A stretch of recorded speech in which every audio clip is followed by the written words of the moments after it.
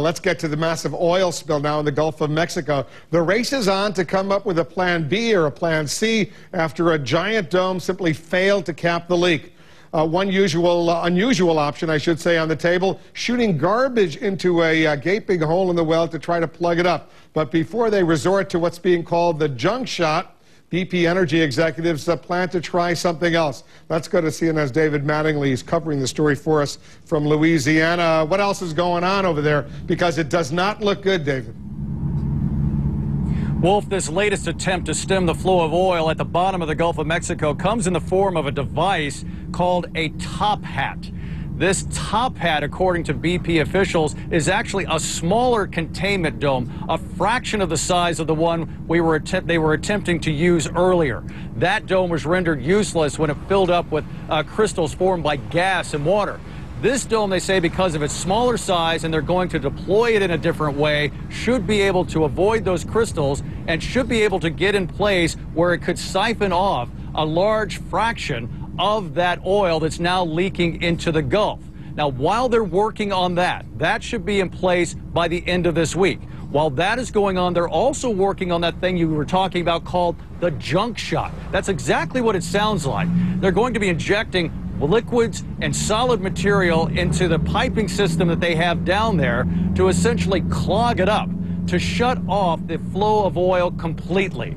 So once they are able to do that, and they expect to have that into place to try it in about 10 days to 2 weeks. If that is successful, they will have stopped the flow of oil into the Gulf of Mexico.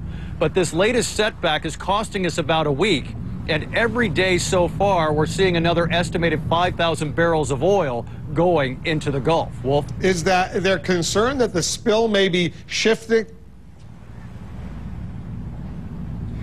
There is concern that it is shifting to the west, riding some of those winds in a westerly direction past the mouth of the Gulf of, past the mouth of the Mississippi River. And if that happens, then it's going to start hitting some more barrier islands. It's going to be getting into some more fishing areas, ruining the chances of a good fishing season for even more fishermen, and possibly ruining fishing seasons to come. This is a disaster that's already hitting the shores of Louisiana, and as it moves west, it has the opportunity to make this even worse. Dave, that four-story cap or dome that they hope would stop it, is that just going to sit at the bottom of the Gulf of Mexico right now, or are they going to raise it and do something with it?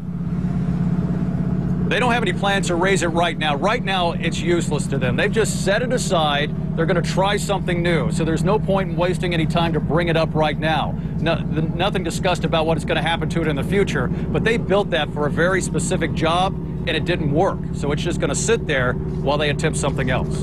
David Mattingly's in Venice, Louisiana for us. Good luck to all the folks who are working this disaster for us. President Obama got a special briefing over at the White House Situation Room today on this oil spill. He met with several cabinet members, senior officials, including the Homeland Security Secretary Janet Napolitano and the Interior Secretary Ken Salazar. There's the White House photo they released from their Situation Room. Some incumbents are more anxious than ever